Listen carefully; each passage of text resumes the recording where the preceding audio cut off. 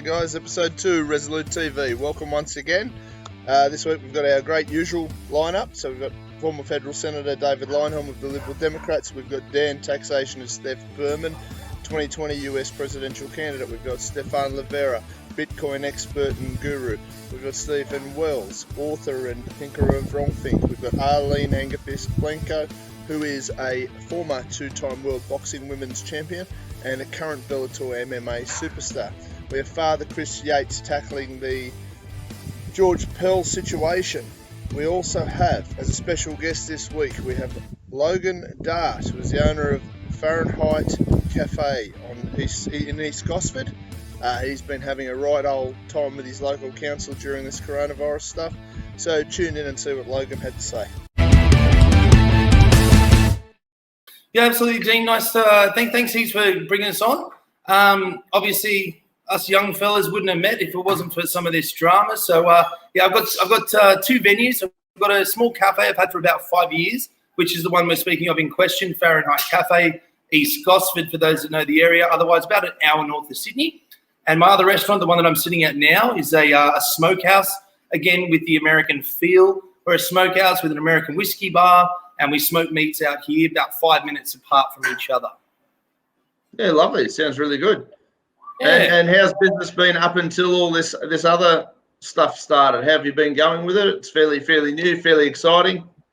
Yeah, look, I've been in hospitality myself for about 25 years.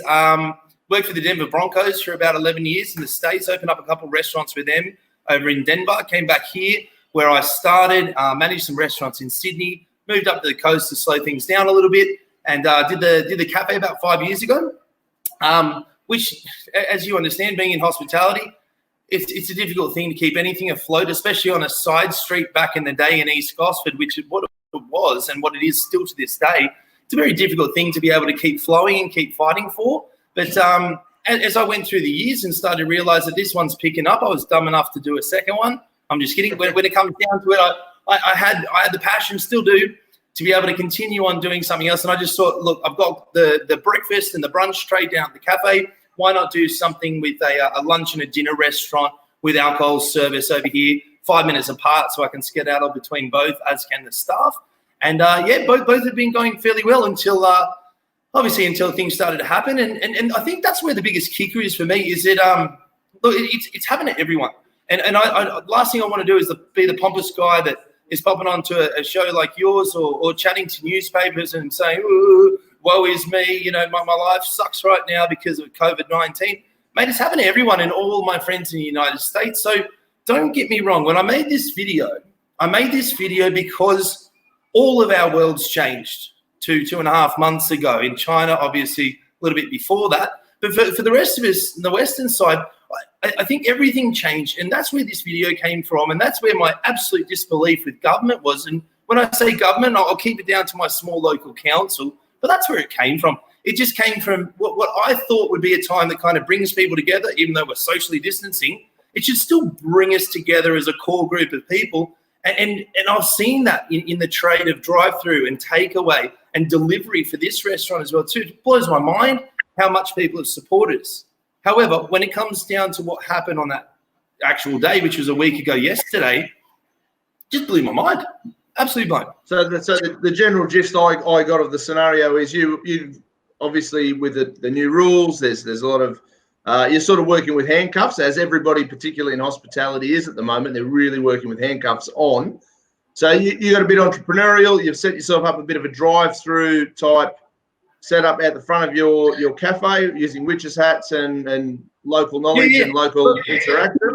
Actually, what happened, Dean, was I called a staff meeting on the Sunday night. I believe, don't quote me on this, but I believe it was the 22nd of March. And I called all the staff together here at this restaurant and said, look, guys, things are going to change, and we need to change quicker than them because we all know it's coming. We just don't know how bad it was. Remember this was right before the PM jumps on, and as of Monday at 12 p.m., everything had changed. So all of a sudden, you know, restaurants were shut down. There was only takeaway and delivery service. And that's where we were sitting. Unfortunately, we'd had the meeting the night before with all the staff. We'd asked them all one by one, are you guys okay with a wage cut? Are you guys okay to go through with this with us? And who wants to travel? Who wants to stay on? And we lost one or two that were just casual girls who I love to death. And again, the promise is still there. Once business comes back together, they can come back on board. So as we're going through this week, and we're getting support from everyone, and when I say everyone, I'm talking about even local police, the fireys in East Gosford. These guys are coming through our drive-through until, Ranger Sam pops up on the Saturday and says, hey, mate, this is going to stop.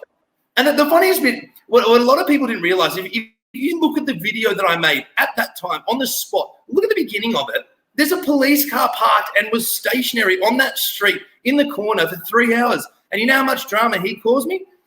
1 large cappuccino with 2 sugars. But the Central Coast, they can come across the street at 11 o'clock in the morning and say, mate, look, we've got a problem with this. And immediately I walked out the door and I said, you got to make me think, world's a little different now. We're all coming together. I understand I've got a bollard or a sign on the road. However, I was thinking I'll just go based upon what the Prime Minister said, which was do everything in your power to keep your small business open and keep your employees within a job. Yeah, keep them employed. And here's this guy. He said, mate, if you want to start arguing with me, and I'm not an argumentative type as such. However, I said, mate, don't you think in this day and age right now, you should probably be thinking about, hey, you know what, Logan, I understand the law's the law, which I get. And maybe we look at, a change of this. And for the time being, and ask you to remove the things from the road that may be of an obstruction. And again, remembering I've got a 6.5 metre lane there, which I am not obstructing traffic. It's a very quiet street. And I said that to him. He said, mate, if you want to have that kind of discussion, we can have that later. But if you want to argue with me right now, I'll fine you for that as well too. And that's where the hair on the back of the neck stands up. And I said, mate, how do I do this for my staff? How do I do this for me when I'm literally trading at 30% revenue right now? And that's only, fingers crossed, that these people keep coming and doing this for me on a daily basis. There's a lot of places to keep supporting. A loyal customer base is invaluable, and an overreaching council is usually the partner that you don't want, and they have a tendency of trying to stop you from operating at your optimum at the best of times, let alone times like this. So it's a pretty outrageous thing for them to be trying to do.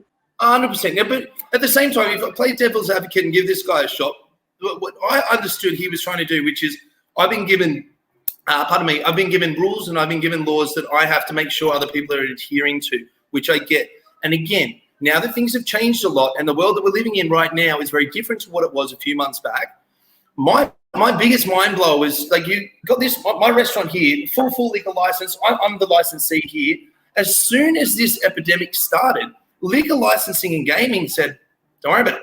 Here's what we're going to do. Open your doors, let it go out the door, and support your business. Make sure you take care of the guys that are actually here trying to support your business. We're gonna relax our laws right now, and we're going to let you guys try and make a little bit of money, and we'll work out that vastly grey area that was left behind. And that's truly how I see it, is that there was a vastly grey area left behind. Now, let's move that law over to my cafe.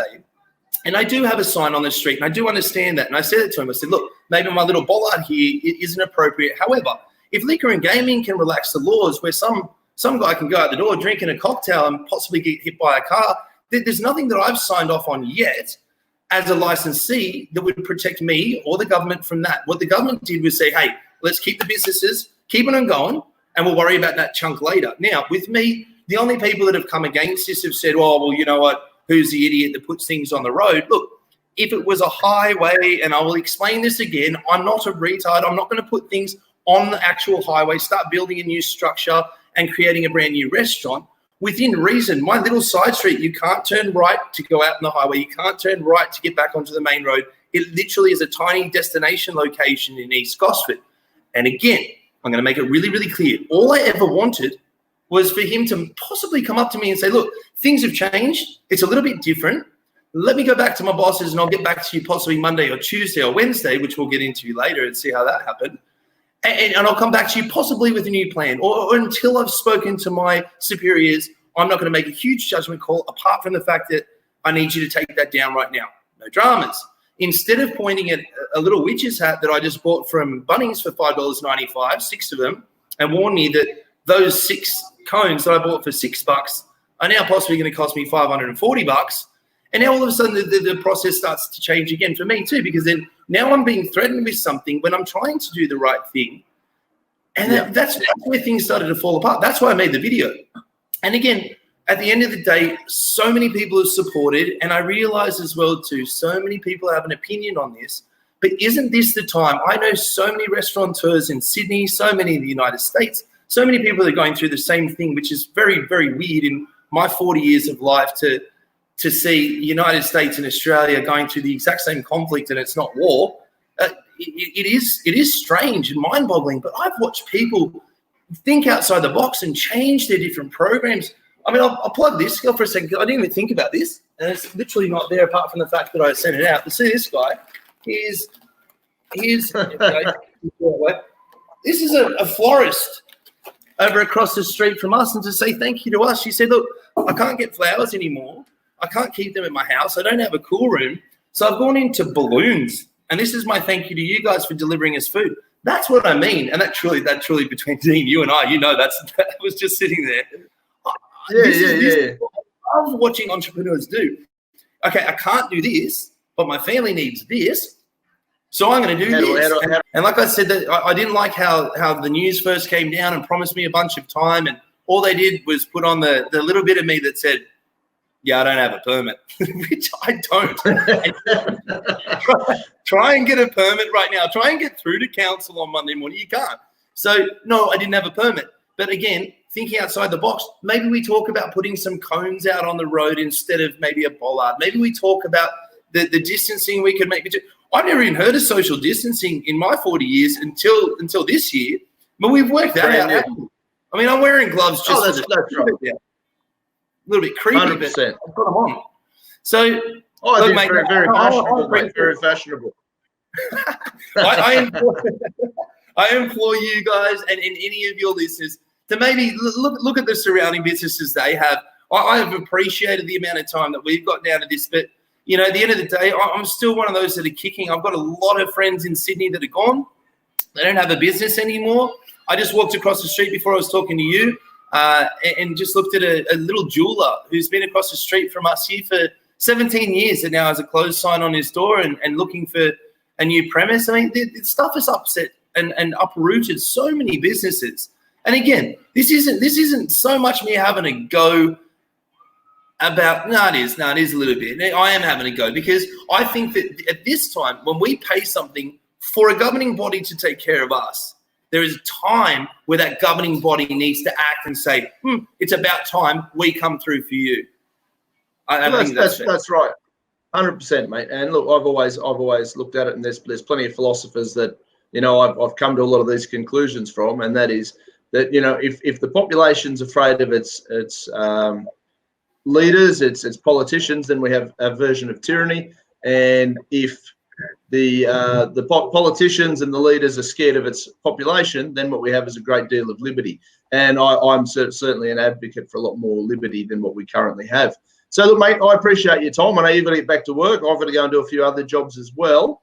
I appreciate your time. Everybody get on and support Logan and check all of his social medias and everything. I'll share them around with the Resolute TV stuff. And mate, hopefully we can talk again soon. Maybe we'll get together in another 3-4 weeks and see if anything's changed. Sounds fantastic, Dean. Thank you so much for your time. Thanks for having me on. So, guys, first cab off the rank, or one of the first cabs off the rank, is Dan Taxation, Steph Behrman, and he's giving us his opinion on Trump, some of the other candidates in the US elections, and a few of the other things going on. Take it away, Dan. I'm a chef by trade. I've had little entrepreneurial outputs and things like that. I didn't sit there and go, I'd really like to be involved in the political sphere, but I just watch everybody just happily, well, not even happily. Sometimes it's just out of pure fear, towing the line. Right. We have to do this because, well, that's just how it is. And I've always questioned that. I always found that a bit off-putting. I sort of liken it to if the mafia was in charge. At least that'd be fun while they take all of our money and scare the piss out of everybody. They have good parties, I hear. What's that? Look. Oh. Sorry. So look, I guess there's a couple of key questions. Now, I'm going to ask your thoughts on Donald Trump, because you're obviously ballsy enough to run against the guy. I think he's a lot of fun. I don't agree with all of his policies, but I personally prefer him over the alternative that was sort of put forward, and I think that'll probably stay the same. Obviously, unless you manage to get up, but based on the big two, I kind of find him a lot of fun, and I kind of find him interesting. And to be fair, he does have that business background, which means in a lot of ways he's more practical than some of the guys who have just been career politicians. How do you find him? I mean, have you interacted with him? Have you told him you're going to kick his ass for taking too much tax? Where's all that at? Yeah, I have told him plenty. Unfortunately, Twitter's the only place I've got a direct contact with him. He's not going to pick up my phone call. But, you know, he is really interesting. You know, as if you look at him as a comedian or an entertainer, absolutely, he's very funny to watch. And you know, he does do a lot of things where he's pushing back against the system. But, you know, what I saw, and, you know, this happened from when he was even running in the primaries with the Republican Party, was he mentioned how much money he gave to all these other people who were running. And so while he might not have that history of being the politician, he has the history of being the guy who bribes the politician. So, you know, he's not innocent from all of this corrupt politics like a lot of people think he is. And, you know, he has done some really good things. He's done some really bad things. And I think a lot of that comes from the fact that, you know, he's really interested in himself. So if he does something that's good for the economy, that's a good thing. But what's his rationale behind that? He's thinking selfishly. He's thinking about himself. What's good for me? And that's potentially very dangerous. You know, one thing that we see is the economy has been doing great. And it's, you know, one reason is that he's cut some taxes and, you know, he's done some other things. But he's at the same time, he's also started a trade war. And, you know, while the economy was doing good and the stock market was going up, that's not really a great indicator that America's in a good place, because as we see now, coronavirus came in, and nobody could have predicted it, but it came in, and because of this, we've had to shut down the entire economy, which is, you know, not the best thing to do in my mind. But we've had to shut down the entire economy, and now we realize that even though the stock market was doing so well, and maybe unemployment was so low, we're still at this point where if something really big happens, whether it's a natural disaster or, you know, whatever it is, and an entire city or an entire state or an entire country has to stop working, we're in this position where people can't survive. We never had our own nest egg. We never had ownership of our own property. And so, you know, that's not a concern for the Donald. That's, you know, for him, it's no, let's make the stock market go up. Why? Because he owns lots of stocks. And that's good for him. That's good for business. So, and then he started, of course, the trade war with China, which, you know, it makes him look good politically. It helps create more jobs here in the U.S., but it also makes things more expensive.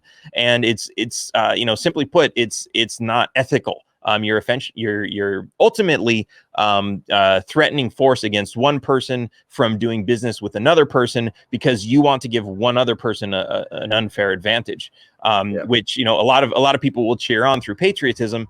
But ultimately, like, that's not something we should do. We would be absolutely up in arms if they did that between states or between individuals in the country. And actually, there is a lot of that going on with you know, the way that we have all these regulations that protect monopolies.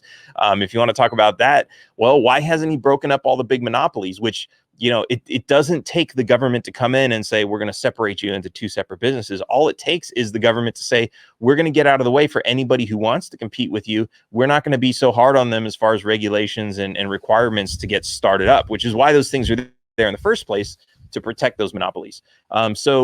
So like I said, he's done a few good things, but I think it's absolutely coincidental to, you know, what is in his self-interest. Yeah, it does seem to line up quite a lot. But in saying that, I suppose when you look at somebody like Bernie Sanders from your perspective and your catchphrase and philosophy, which I subscribe to be fair, does Bernie absolutely scare the pants off you relative to how he would like to move forward? Well, it's interesting. And I don't know if you saw the news yet, but Bernie Sanders just dropped out today.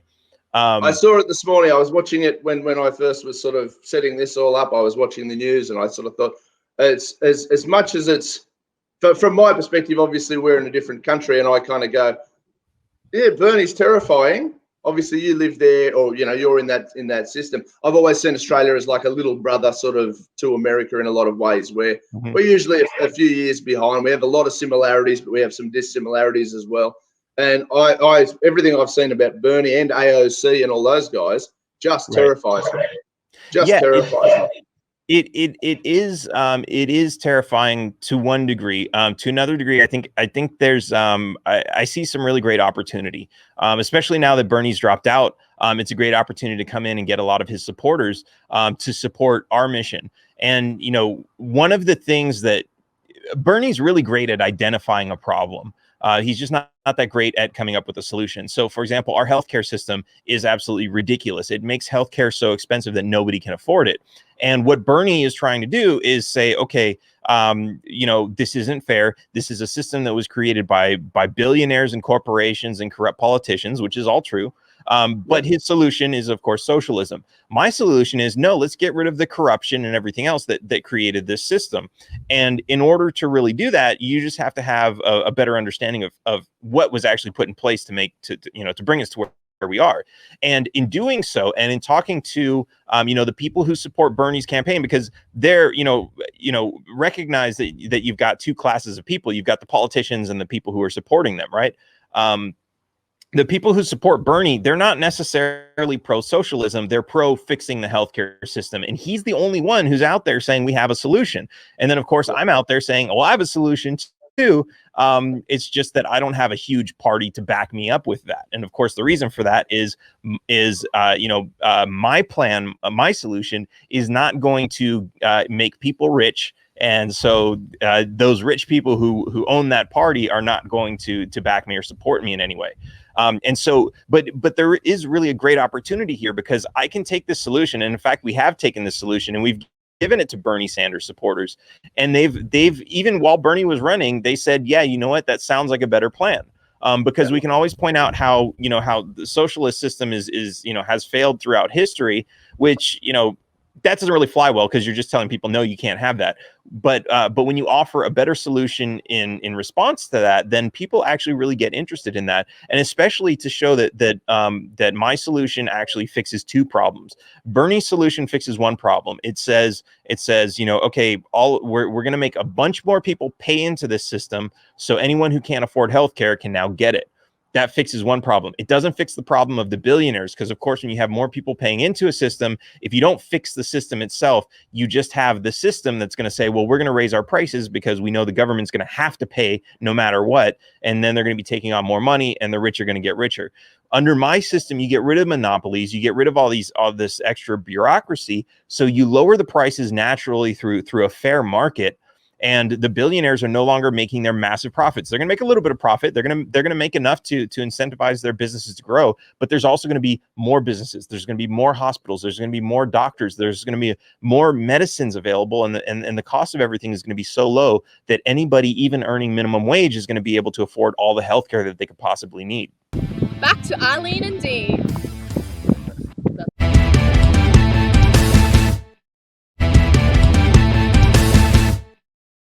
Back to Arlene and Dee. Righto, guys. Two-time women's boxing world champion, Arlene the Anger Fist. I love that nickname. I don't know where did you get that. I'll ask you that in a minute. Arlene the Anger Fist Blencowe here. She's a Bellator MMA superstar. We spoke to her last week for our first inaugural episode, and we got positive feedback having her on. So, how's your week been, mate? I hear you've got the fam bams back together. The isolation's easing for you. How's your week? What's been happening? We're still staying at home. I've been venturing out for a few outdoor sessions and that, still by myself. But yeah, it's not obviously nice to have the family back. That was the main thing I was missing. But yeah, still just plodding through with this isolation and staying away from people and doing the right thing so that we can hurry up and get past this. Yeah. And you've been training hard according to your Instagram and your Facebook and all your social medias. You've been putting in the hard yards. Yeah, definitely. Well, trying to keep us busy. I had a really hard session yesterday. I messaged my coach and I was trying to think of the analogy, when you say your eyes are too big for your belly. like from a coach's point of view, because the workout was insane. Yeah, right. Okay. So, do you obviously work with a professional coach? You don't get to that level by accident. Is it a sort of a public coach, or like, you know what I mean? Can the general public hire your coach, or is he pretty much exclusive to world champion and MMA superstars? No, he's very much. I actually just posted this morning, so I do have a few coaches. I've been very lucky that I've had I've had a fair few coaches over the years, depending on I've had to relocate towns and this and that. But I've had great coaches throughout my whole career that have been extremely supportive of my family situation and my work situation, everything like that. My current coaches, so my head coach is James Tahuna. He's a former UFC fighter. I actually made a post about him, so I literally just finished his training session then. I actually did a little bit later. He does them at 6:30 in the morning, a live stream on his Facebook account. But I just go back and redo it. Like, yeah, it's now 11 when o'clock. When it fits into your life. Yeah, I mean, so it's got to fit into your life, not his. Yeah, but so his workouts 3 days a week are available for anyone in the public, and yeah, like I said, I just put a post up about it to try and just get some awareness out to people who might be a little bit lost for motivation. And yeah, to have someone like James Tahuna, like anyone that knows UFC or MMA, like you've definitely heard of him before. So I'm extremely lucky to have him as a coach and a mentor and a friend. So someone that's been there and done that. So he's my head coach. I have a wrestling coach who's the workout that I did yesterday that he set out for me. Advertise. So he looks after my wrestling, and yeah, props to him. Everyone's going to give him massive reps, because my wrestling over the years, like as we touched base on last week, I came from a boxing background, so my striking's always been my strength, but the wrestling hasn't. And up until probably the last 3 years of my MMA career, everyone was just looking at taking me down. Whereas now my wrestling defense is like it's pretty good. It's pretty tight. It's not a weakness. It's not a glaring weakness now. No, not at all. And I put in the hard yards, but he's put in a lot of time with me. And he's also a public coach. He coaches at the gym that I train out of here in Penrith, Zoo Fitness. Advertise, one of the coaches, and yeah, everyone. That's I think one of the things and why I do blend. I probably should give my other coach another quick shout out before. Yeah, for sure. Go for it. Orny from Ethos Strength and Conditioning. So he's a combat.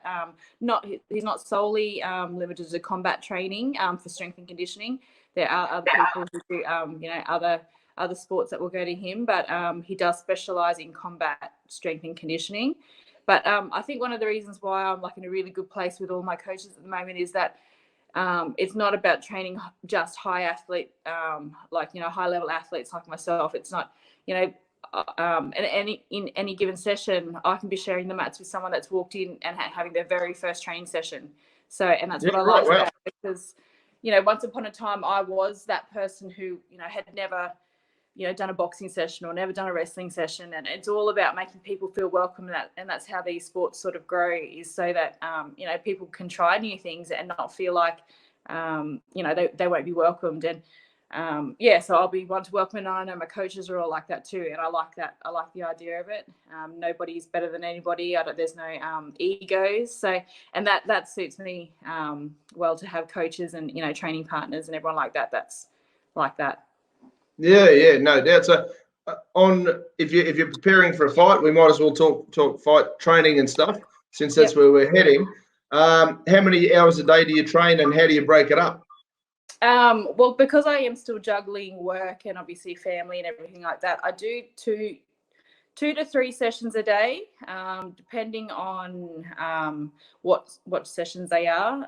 Sometimes it might get to midweek. I do listen to my body, and obviously having done this for quite some time now, I do know how to listen to my body. So, if I'm midway through fight camp and it's, midway through the week and I can feel my body, feeling a little bit worse for wear, I might just, taper it down and just do the one training session so that I can come back even stronger the next day. But yeah, my training week will basically, obviously with MMA, there's my striking. So I do have a boxing coach as well at Bondi Boxing. Tony Del Vecchio, I'll give you a shout out too. A federal senator on yesterday, and it took us nearly 25 minutes to get his audio right. Oh, God. He had headphones and all sorts of stuff going on, but that's all right, all good. So look, where we're up to, we're talking about your training and your coaching and things like that, and how you break your week up. Oh yes, yeah. So with like my training week, because like I said, with MMA you've got to cover so many bases. So my boxing, which is covered at Bondi Boxing with Tony Del Vecchio, and then like my MMA striking, which like Jamie looks after. So he encompasses everything.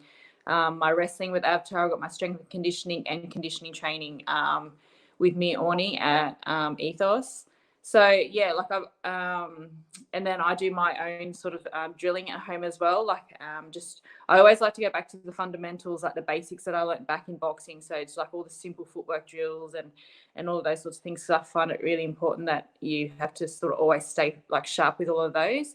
But yeah, so like it'll be like one hard session a day and then one easy session. So the weeks leading into fight camp, I have a bit of a fiddle with my fight camp.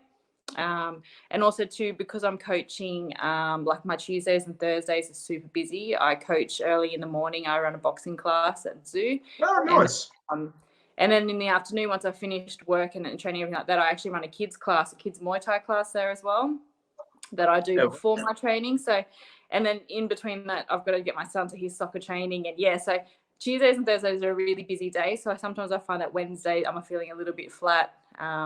And Fridays too, because Thursdays would have been sparring. So yeah, I have a bit of a play with it. As long as by the end of the week, I look at, each of the things and I can tick off and make sure, things are done, that I've done my wrestling, I've done my sparring rounds, I've done my pad rounds, I've done my running.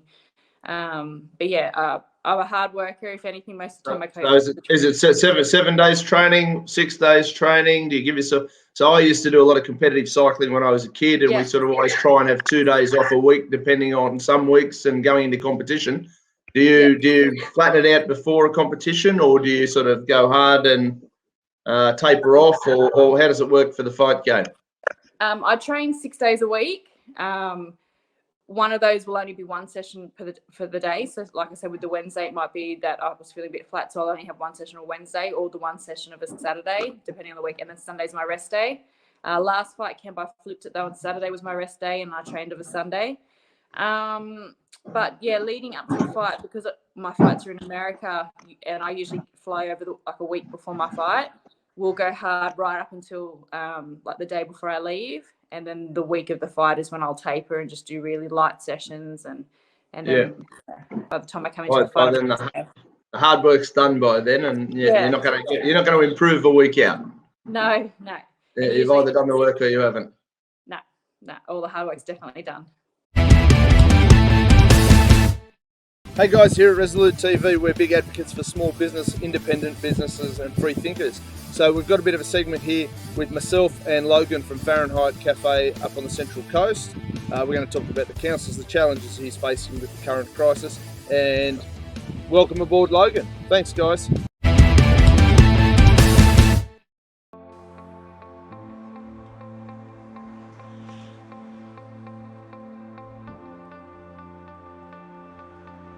Hey guys, welcome to the Dapper Den.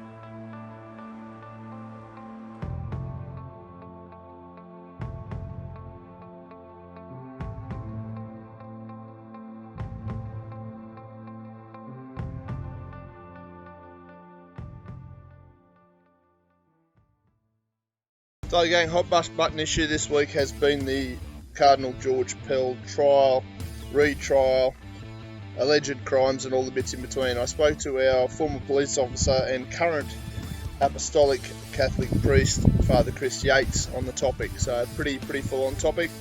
Tune on in.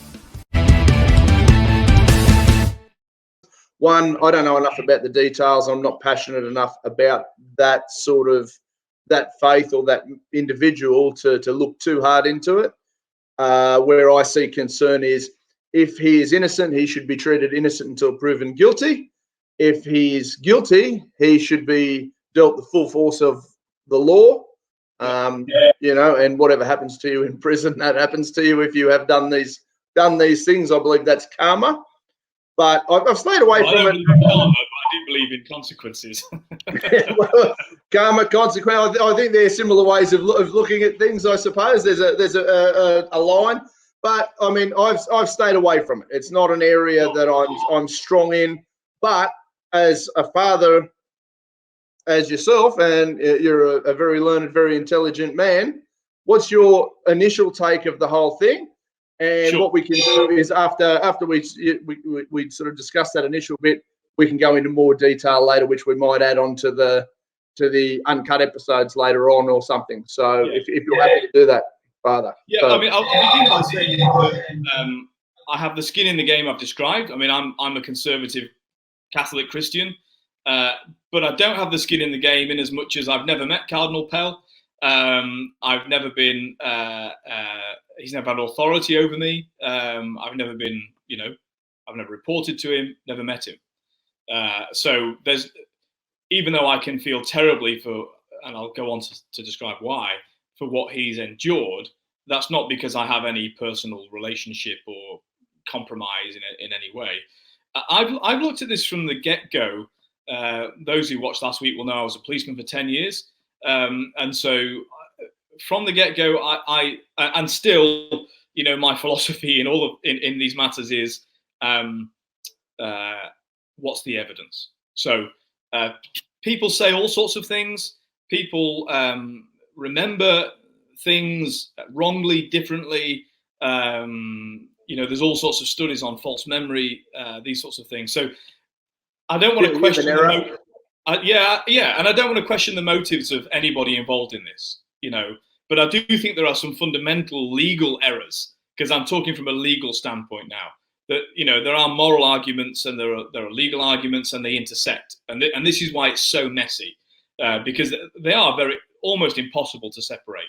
And so none of my kind of analysis of what's happened with Pell is to in any way suggest that people who have been victims of abuse or who have had crimes committed against them shouldn't come forward and be heard and listened to and taken very seriously. They absolutely should. But I think this was touched on in Pell's interview with Andrew Bolt. There is a difference between that and saying, what the Premier of Victoria has said, oh, well, I believe you. Just a blanket, I believe you. Yeah. If by that we mean we will accept your account, and help you to make your account, which is a police officer's job when taking a statement, be it video or written, is to help somebody tell the truth. That's the job. And so, and it is, and it's been said a lot, but we make this vow, or we certainly do the oath when we join the police in Britain. I'm pretty sure it's the same here. Without fear or favour, malice or ill will. So the purpose of a police officer engaging with somebody for the purposes of making a statement is to help them tell the truth. And ultimately they sign that statement, be it a video one or a written one or an audio one. They sign to say that this is the truth. Yeah. And so the job is to help people tell the truth. Now, there is eternal truth, which is objective, but all of us, for our truths, are subjective to our own interpretations, to our experiences. So if you and I, Dean, witness the same incident, we should actually make a different statement, because we're not the same, and we will have seen it differently, and therefore your statement is true, and my statement is true as I have understood it, and all I can do is express my truth. Yeah? Yes. Yeah. You can only interpret it from your eyes. It's very hard to interpret something from somebody else's eyes.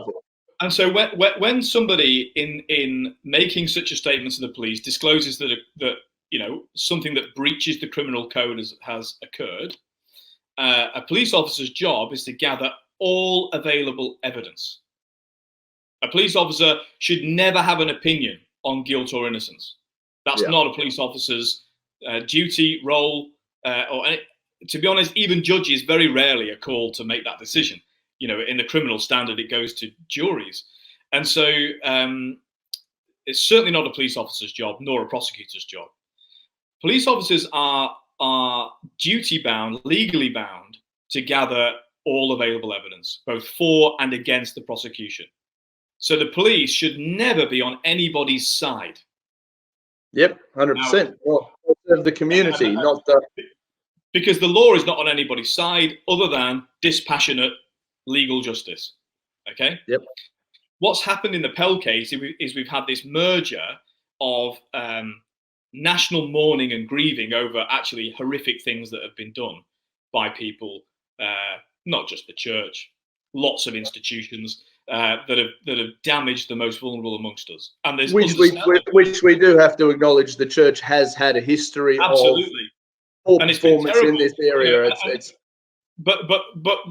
Precisely because it incites passion so strongly within us is the reason that we need to appeal to our legal system, which is dispassionate.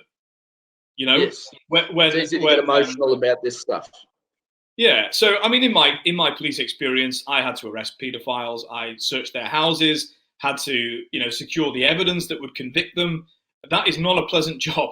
It's a horrible job, and you'd be inhuman, I think, as a man, to say, you don't have those fleeting feelings of wanting to tear their eyes out, Oh, I get it. Yeah. 100%. Well, you gather evidence, and you can see that, in fact, they have abused children, like because you've seen the evidence, but it's not been tested before a court or any of that stuff yet. But of course, if all police officers did was take paedophiles back to the police station whilst they're investigating things and beat them up in an interview room, they'd all be found innocent. Which an awful lot of Australians would go, yes, beat the piss out of pedophiles in an interview room. The problem being is the ongoing that, or if for example, it was found they were later innocent and some poor bloke's been towed up or somebody's been wrongly accused or whatever, I guess, that'd be the hard bit. The average Australian goes, pedophile, smash them. Absolutely, But just as wicked is that actually if police officers did that, took, summary justice, so to speak, towards people that they're investigating, then actually it would destroy the investigation and be far less likely to result in a conviction. That's why it has to be dispassionate, without fear or favour, malice or ill will. Not because we want to take the side of anybody. In fact, we're not supposed to. But so that if somebody is guilty, they will be found guilty. If somebody's innocent, for it to work within our current system as it stands, that's how it needs. That's the most appropriate way for it to be dealt with. And it's been that way pretty much since Magna Carta.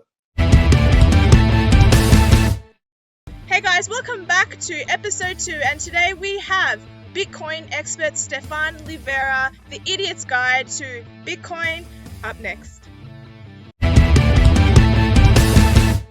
And we're going to do episode number 2 of An Idiot's Guide for Bitcoin. So since we last spoke, I've downloaded a HODL wallet. That was one of your recommendations. Yep. What's the next thing all of us idiots should do with our Bitcoin? So that's a HODL wallet. That's sort of what it looks like. Yep. Yeah, so that's one of the wallets. I haven't actually used it myself, but one of my friends who's a Bitcoin guy, he recommended that for iPhone people. Now, my favorite, so if you're on Android, my suggestion is Samurai Wallet. And if you're on iPhone, go for HODL Wallet. Now, what this is, think of your Bitcoin wallet like it's a little keychain or like a little key ring. And so the way Bitcoin works is you held the private key. And that private key is kind of like, when you go and log in on your bank, you got like a password and a username kind of thing. Think of it like that's your password. So don't give anyone your password, basically. And so when you set up on that wallet, typically it will get you to write down 12 words. That is a 12-word seed. Now, the important things to note, that is your backup for all the Bitcoin transactions you will do on this wallet. If you ever lost your iPhone, you would need to recover that little paper backup of those 12 words. Now, a couple of tips. Do not keep an electronic copy of it. Don't keep it online. Don't put it on Google Drive. Don't put it on Dropbox or in your email. Or don't tell people. This is a secret. And you got to keep it secret because these are your private keys. Okay? And so, but hang on, the government's asking for us to tell us all these things at the moment. Shouldn't we just give them all these passcodes? It's for our safety, isn't it? That's right. It's for your safety. Yeah. Safety, I feel safer. That's right. And so, I mean, you're right. You're absolutely right as well, because the whole thing with Bitcoin is we have to learn to be reliant in some ways. And that's, I guess, for libertarians as well. It appeals to that philosophy a little bit more because you take personal responsibility for your Bitcoins. Now, be wary, though, because it's like great power, great responsibility, because you can spend whenever you want and no one can stop you. But if you lose your iPhone and if you lost your 12-word seed backup, your Bitcoins are gone. Okay? Yeah, now, right. Yeah. So the way to think about it, though, is you start small and just slowly build your way up. And as you learn, then you become better and better. And eventually, like in future episodes, we might talk about how to run your own Bitcoin node and more advanced stuff like using a hardware wallet and things like that. But for now, just to keep it simple, the way we would do it is, let's say you want to buy some Bitcoin. You could, right now, there's not many local physical meetups going on, obviously, with all the Corona stuff on. But once we do open up and let's say meetups start happening, you can actually buy Bitcoin in person for cash, right? So you could, come up to me and say, hey man, I've got, $50 or $20 or whatever you want to buy off someone, and they can sell you that Bitcoin. And the way it would work, let's say we wanted to do a transaction and you want to buy $20 of Bitcoin. You would give me $20 of cash, let's say, and then I could pull out my Bitcoin wallet, like my Samurai wallet on my phone, and then scan the QR that you show me. And so the way your HODL wallet works is you can click generate receiving address or like receive, and that will show a QR code and an address. And then I would scan that. And then what I would do is I'd put in, okay, how many Satoshis am I trying to pay you, right? So for example, if it's $20 at today's prices, that would be, let me look it up now just to make sure I'm getting it right. Yeah. And for anybody who didn't watch last week, the Satoshi is sort of the Bitcoin equivalent of cents as opposed to dollars. Yeah. So it's like dollars and cents. So right now, 20 AUD is about 187,000 Satoshis. So for example's sake, I would send you about 187,000 Satoshis. And then after some time, that transaction would confirm, and you would receive it and you would see it in your wallet straight away. It would mean like the transaction is out there, but it hasn't confirmed yet. And then after about 10 minutes, it'll usually confirm, and then you're good to go. Now you can spend to whoever you want. And you could go to an online store. There are some online places such as bitrefill.com, and they can sell vouchers for all sorts of things like Starbucks. I don't know if you like coffee. They got all sorts of different things there. They got games, vouchers, phone credit, all these different things that you can buy with Bitcoin. And so, and so you can basically, the process for you when you want to spend some Bitcoin is you would basically pull out your wallet, and usually they've got a scan or a, send button, and basically scan the QR, and then you type in how much you want to pay. Let's say I want to pay 100,000 sats, and then send, and then boom, off you go. So it's almost like a tap and go, like for people with their cards, except you're doing it with phone to phone, and you're doing it with the little icon on the iPhone or your Android phone. So you use those little QR scan things, and you can. They look, for people who don't know, they look like a little barcode. Most of the kids know what they are. I'm still sort of half figuring them out, but they're like a little barcode. It's like a little square usually, and they sort of seem to line up. That's right. It's in like a little square. That's right. And so generally that's the way we do transactions in Bitcoin. Now there are more advanced ways, like you can copy and paste the address, like if you're on a computer. But for now, I would just say use the QR scanning, and even with and if you're just talking about small amounts of money, because again, like you start small, and I would say you can, and then you can scan on your computer as well, you know what I mean? Like you can go to bitrefill.com on your computer and scan it from your phone and pay it that way. So that's also like one way you can do it, right? And so the part that's really go on. Yeah, you go. I was just saying, one thing that's really crazy about it is that you can share an address. So for example, if you wanted to copy paste an address to me, you could copy that address from your wallet, paste it to me, and I could pay into that address. And if you open up on your wallet, it would show up like that 100,000 sats or whatever would show up on your wallet. If I gave you that link, that doesn't give you access to my wallet to do anything other than deposit Bitcoin or sats into into that account. Is that correct? Exactly right. So it's like I can push. It's like a push system, not a pull system. So me knowing what one of your addresses is, I can't take your Bitcoin. I can only push Bitcoin into your address, and then you'll pick it up. Your wallet will pick that up and go, oh, look, I just received some money into my address, right? And So the equivalent of if and I used to do it when I was traveling overseas and stuff. Mum, I need money, and you'd sort of go, these are the bank account details. She could go in and she could put $50 in there and pull you out of the proverbial. So a bit similar, you know. Like I'm trying to translate everything back to really simple terms so that people sort of understand it. Exactly, yeah, which is really interesting. Yeah, and another cool thing as well is, imagine that we lived in a world where you didn't have to go and get foreign currency every time you traveled. You just had one money, right? Like just Bitcoin. And so I think Bitcoin is building towards this vision that we don't need to like constantly change back and forward between the different monies and conversions and all this stuff, right? Once people are kind of inside this parallel Bitcoin economy, they don't have to worry so much about that. They're just thinking, okay, how many Satoshis am I paying? Okay, 200,000 sats or whatever it is. And then, so that's why I think this is a good way to learn, just by starting with small amounts on your phone. And then slowly, as you buy more and you get more Bitcoins, then you start thinking more about, okay, I'm probably walking around on the street with too much Bitcoin in my wallet. I need to start getting some kind of other security method to store some Bitcoins. And this is where things like hardware wallets or other wallets come in. But I would say another really good resource at this point, like after you've kind of done your first few transactions, I would say a really good resource is this thing called The Little Bitcoin Book. Now, it's a book by one of my friends, Jimmy Song, and eight authors actually, but Jimmy Song and Alex Gladstein are some of them. And I would say that is probably a really great resource that handles a lot of these early questions. The first questions that people normally have about Bitcoin.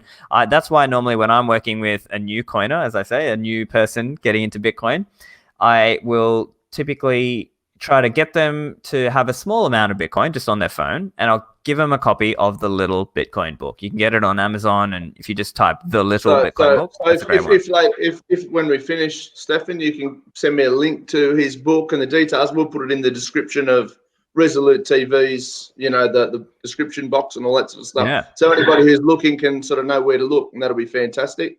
That'll be a great add-on. Now, the other thing is people talk about Bitcoin. So if you buy, for example, shares, and you want to buy some shares in Commonwealth Bank or any ASX listed company, which at the moment, in my head, it probably isn't a bad idea because everything's very cheap, but there's a minimum spend. So, you can't just buy $5 worth of shares, even if the share's only worth $1. The minimum's usually about $500-600, I think it is. With Bitcoins, you're saying that you can buy $10 worth of Bitcoin currency. Is that sort of a fair statement? Yeah, that's totally standard. Like I would say that equivalent minimum spend right now that will vary a little bit, but that equivalent minimum spend in Bitcoin would be like 500 Satoshis, which is like a tiny fraction, which is like a fraction of a cent. Right. So it's tiny, right? So basically, you can. So in terms of people who want to buy Bitcoin, probably the main ways are try and go to a local Bitcoin meetup, or there are some platforms online like HODL, HODL.com. That's a good one. In terms of Australian exchanges, now, you will, for some of these exchanges, you will have to KYC, meaning you'll have to give them like AML, anti-money laundering, know your customer information, right? They'll want like your driver's license and passport and stuff like that. So if you want to avoid that, I'd say go for the local meetups or talk to someone you know and try to buy some Bitcoin off them. So this week, guys, when I caught up with former Liberal Democrats Federal Senator David Leyonhjelm, we spoke about COVID, we spoke about rebates, we spoke about all sorts of things and government interference on the businesses that's happening at the moment. Again, we had a great long chat. Here's a segment of it, and we'll add the rest later on. Thanks. But if you trust the government, you'll always be disappointed. That's the point. If you rely on the government to do the right thing, and you can say, oh, well, it's going really well, it's going really well, it's going really well. And then one day you will suddenly wake up and discover that it's done completely the wrong things. And if you haven't if you haven't been alert to the fact that the government isn't always right, in fact, it's often not right, you won't be able to do anything about it. That's the situation we're in at the moment with this coronavirus situation, Wuhan virus, I think we should legitimately call it. Yeah. We are being treated fairly poorly by our governments, particularly our state governments, and there's nothing we can do about it, really. And we now realise if you give the government power, they will use it, and it won't necessarily be for the right with the right outcomes. The argument they seem to put forward is it's for your own good, it's for your own safety, it's for we're doing it for you, it's the greater good. Are you willing to sacrifice everybody for your freedoms? And I sort of go, sort of. The answer is yes. No, I don't want to sacrifice everybody, but we can't shut down the entire country and isolate. We should be isolating the vulnerable. And if you're in that high risk category, it would make common sense to go, I'm going to exercise my freedom to stay at home. But in saying that, everybody else is on lockdown. There seems to be some crazy stuff going on. People putting up photos of 6 months ago being raided by police, which opens up an awful lot of questions as to what these guys on our taxpayer dollar are doing with their time. What are your thoughts, David? You've been in federal parliament. You know a lot about how the machine works. What are your thoughts? Yeah, it's very alarming, to be frank. Benjamin Franklin said it such a long time ago when he said, if you give up a bit of liberty for safety, you'll end up with neither. And what we are doing is giving up quite a lot of liberty for what we think is safety, and we're not going to end up with either safety and we won't get our liberty back. There's two aspects to it that would concern any libertarian. One is the social restrictions that are being imposed on us, and they're the ones that, where the police are throwing their weight around, acting, quite unnecessarily against people who are doing no harm to anybody else. Sitting by yourself outdoors, even sitting with other members of your household outdoors, is no threat to anybody else. Now, if you take the harm principle, John Stuart Mill's harm principle, the police should have no role in that whatsoever. And the police are funny. They must get told this at police school to tell the public not to be stupid. Now, you can do that if you want, but the onus is on you to not be stupid yourself.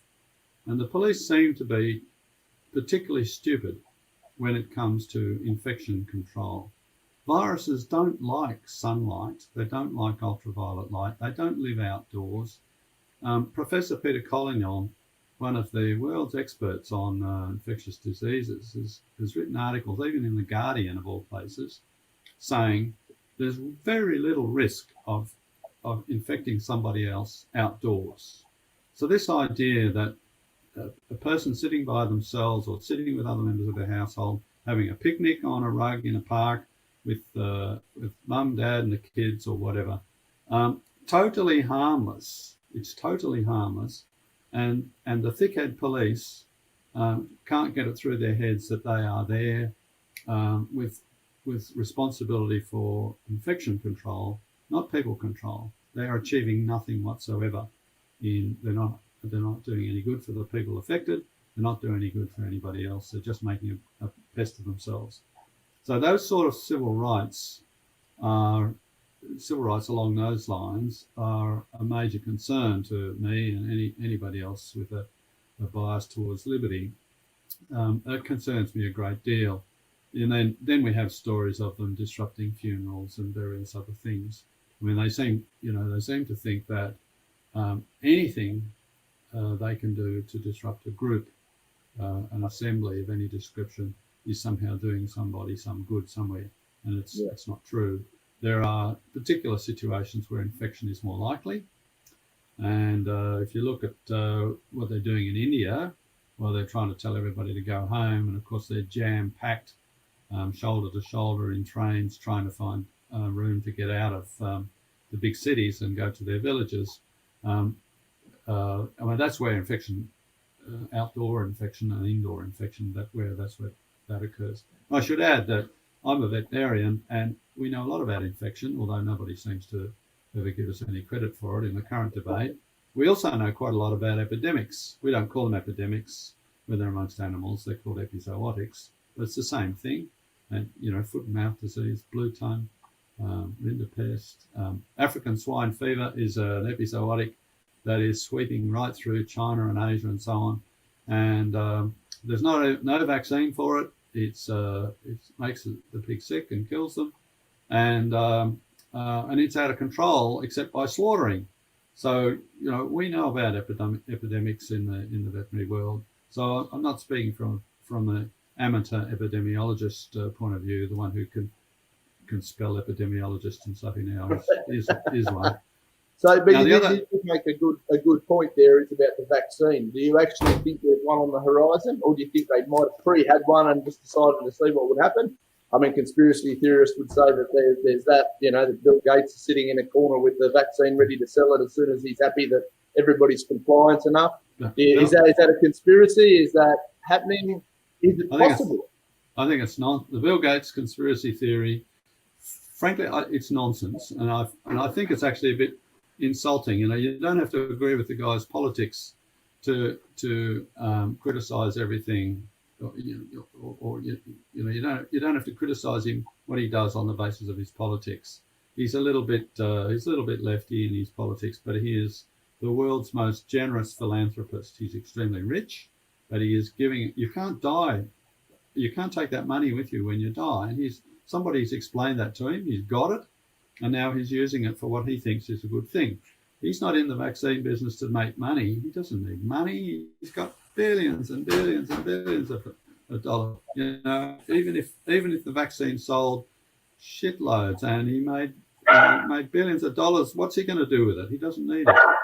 So I just don't subscribe to these theories about conspiracy. But your broader question about a vaccine, I know about vaccines too, and I know how in theory they're fine. You take the organism that's causing the disease, you either kill it and add an adjuvant to it, which is just an immune booster, or you modify it so that it's still alive and it produces an immune reaction in the body, which is then protective against the dangerous version of the virus. Now, that's the theory of vaccines, and we do it all the time. We have those vaccines available.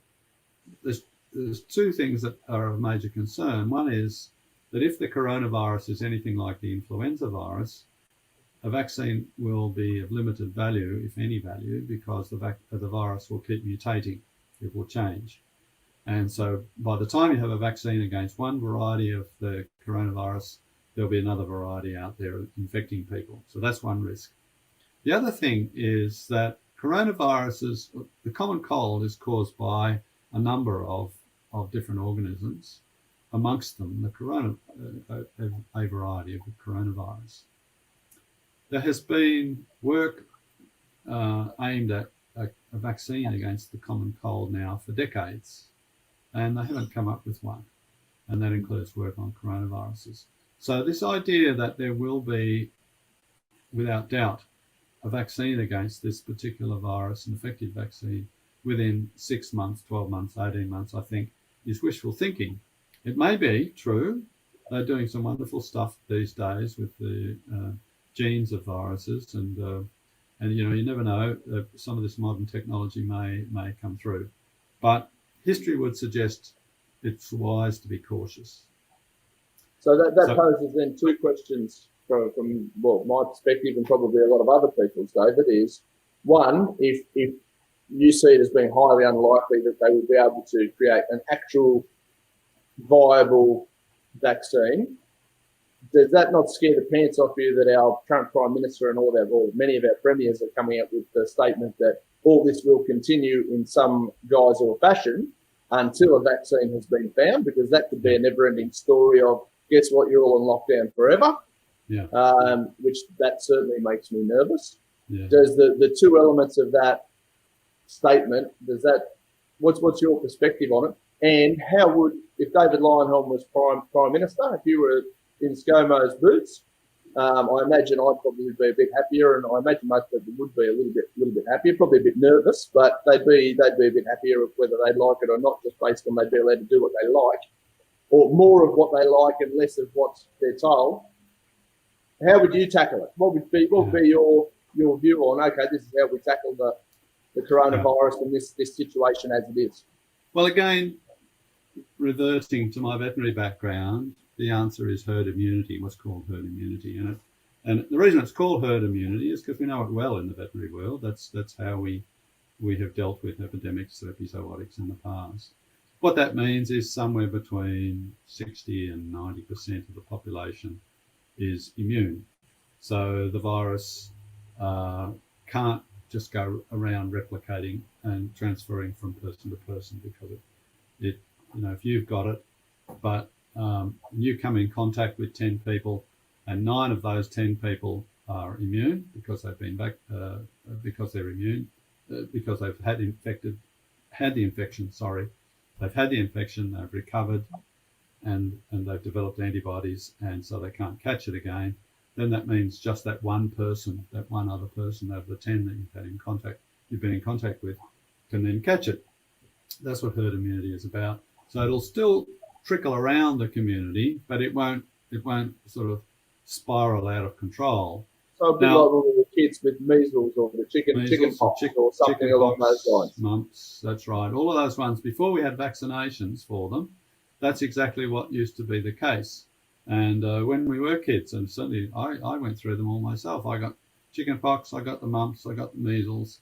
I didn't get diphtheria, thankfully, because it's quite a nasty disease and it kills a lot of people.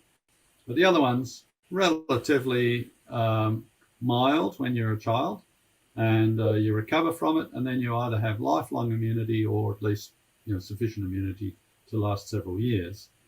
So that's the situation I think we have to sort of expect will be the end result with this Wuhan virus, that somewhere between 60 and 90% of the population is immune. They've caught it, they've recovered from it. There will be a few people who catch it and don't recover from it. A few people will catch it, get seriously ill and recover. And some of those who get seriously ill won't recover. That's the situation. That happens with flu, as a matter of fact, although the statistics would suggest this is much more likely to kill you than flu. But still, your chances of dying, and the statistics support this, your chances of dying from this disease are lower than they are if you're commuting to work every day in a car. Okay, so you get a sense of proportion, it's pretty low. People my age are more likely to suffer serious disease than people your age and younger. But nonetheless, I mean, I take the view that the best thing that could happen to me is to catch it, get over it, and get on with life. And I think, a lot of people would share that view. Now, this herd immunity is not going to occur if we are too successful at our suppression activities. If that stops everybody from transferring the virus from one to another because there's social distancing, the cops coming down on you all the time, all the other things that you're not allowed to do. If they're too successful, then the virus will stop being transmitted, and the end result we will all be pretty much still susceptible to the disease, and there'll just be a background level of virus trickling away in society. What do you do then? We're just waiting for the next outbreak, the next London, the next New York, Italy was a bit unusual, but you get hotspots, and there'll be hotspots happening if we don't allow a certain level of infection to occur. Now, what's that certain level? That certain level is the end result of flattening the curve, which we heard ad nauseum 3 weeks ago. We've got to flatten the curve. Why do we have to flatten the curve? So that there are beds available for people, the small percentage of people who get seriously ill and need an ICU, an intensive care unit bed, and possibly a ventilator. There's controversy about the use of ventilators, but nonetheless, they do appear to save some lives at least. So what we really need is to reach herd immunity as quickly as possible. What's going to do that? As many people as possible need to get infected, subject to that number being just below the level, the capacity of our hospital systems to cope with it. That's what it amounts to. And of course, the ones who should be protected, the ones who ought to be safeguarded from infection, are the vulnerable ones who, if they do get infected, they're more likely to die. So that's immunocompromised people, people with serious comorbidities, as they say, other diseases, and the elderly, the quite elderly. It's theoretically people my age and older, but I think you need to be older than me and not as healthy as me for that to be the case. But still and all, that's a judgment.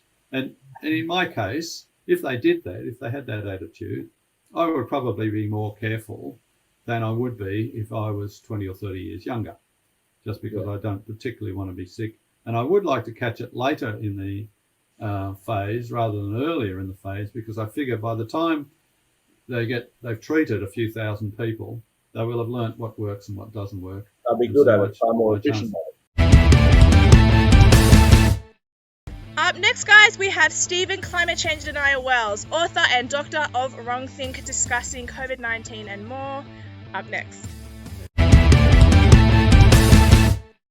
So Stephen, last week you were sort of really hammering on the coronavirus stuff. But the undercurrent of it and the themes that aren't really necessarily being portrayed by mainstream media. Have your thoughts changed? Has anything new come to light? What should we be telling people about, or at least getting people to consider that they haven't been? Well, the main thing that's changed in the last week is that now Scott Morrison, various officials, all of the state premiers have just come out more and more and more and said these lockdowns are going to last. They're not going to go away. We'll probably have to wait until there's a vaccine, said Scott Morrison. And then we had one of his advisors, a lady, I forget her name, come out and basically say, oh, well, there might not ever be a vaccine.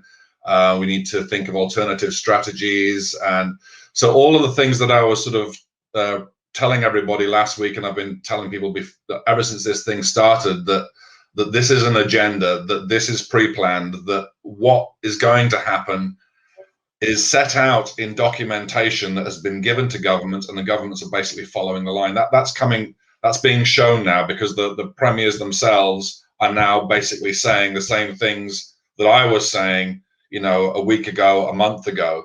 And so people really need to start listening to what the politicians are saying now, and cross-checking that with the things that I've been saying for quite a while. I think sometimes it's not what they are saying, it's what they're not saying that I pick up on occasion. And I don't see this as being, they're not being as forthright as they could be with a lot of areas that are going on. And it concerns me greatly how quickly they're changing the goalposts and the way they're painting it without painting it. Is that a sort of fair statement, or am I missing something in what they're doing on the TV? No, you're exactly right. And as I said, if you want, let's let that feedback going. If you want to find out what total disclosure is, then basically what you got to do is you got to look up the Imperial College of London's report, which came out in mid-March, and which basically sets out what they plan to do to tackle the coronavirus. So it's all there. It's written. It's not me saying. We attached that report after you sent it through to me. I got Dia to add it as a link in the description of episode 1. So we'll do the same for episode 2.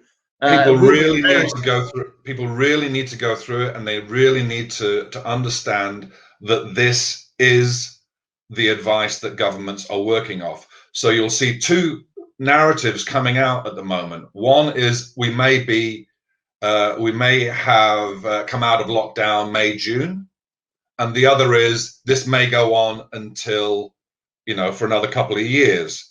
Now, if you look at that report, you'll see that what they're doing is they're sort of preparing you for both. Because what the report says is that, yes, we will come out of lockdown in a month or two, but that lockdown will be temporary. Because when we come out of lockdown, the whole purpose of doing these lockdowns is to flatten the curve.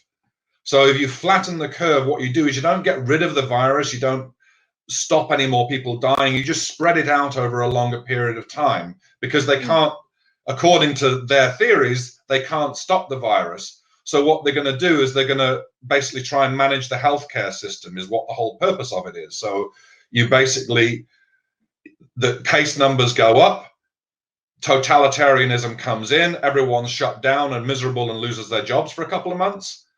They let it out, and because a virus is a virus, there's still people who've got it. It comes back, case numbers go up and up and up again, and then they lock it down again. So that is the strategy, and everything else that you're hearing on TV is just snippets of that strategy to condition people to accept it. Because if they told it to you all at once, right at the beginning, everyone would have said, get stuffed. You don't have a problem. The other thing that popped into my head, and I'm no expert in this particular field by any stretch, but it seems to me that those countries are also far more densely populated per square kilometre.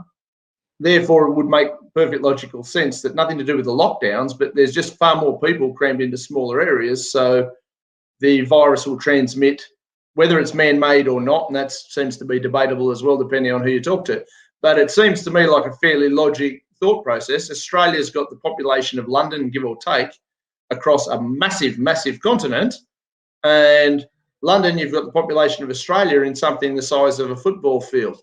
It seems logical to me that a virus will pass far more rapidly, more aggressively in a place like that than out here. And I'm not sure so much that our government are brilliant at managing it.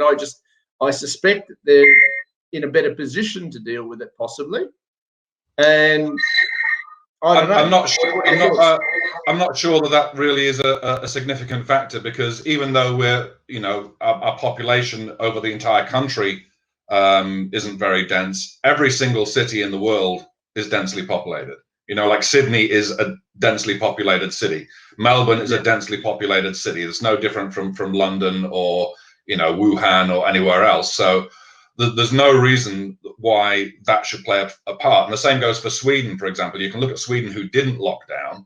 Now, Sweden is much less densely populated than Belgium, that has a similar population. But yet Belgium locked down and has had a hell of a lot more deaths than Sweden, who didn't lock down.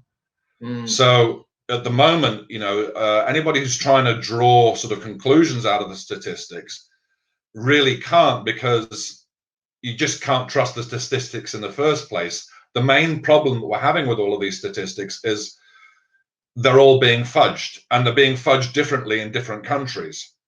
So in Italy, for example, you can go back to, when they had about 2,000 deaths, and a report came out saying that 99.2% of the 2009 deaths were from people who were seriously ill with something else already.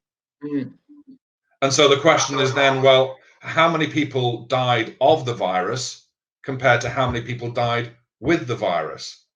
And you even have the author, Neil Ferguson, of the Imperial College of London report, coming out afterwards and saying that he believes that up to 2/3 of the people who are expected to die from coronavirus would have died anyway from the flu or regular pneumonia, because the average age of people dying in Italy is 80 years old, and so how do you know that we're actually in a pandemic in the first place?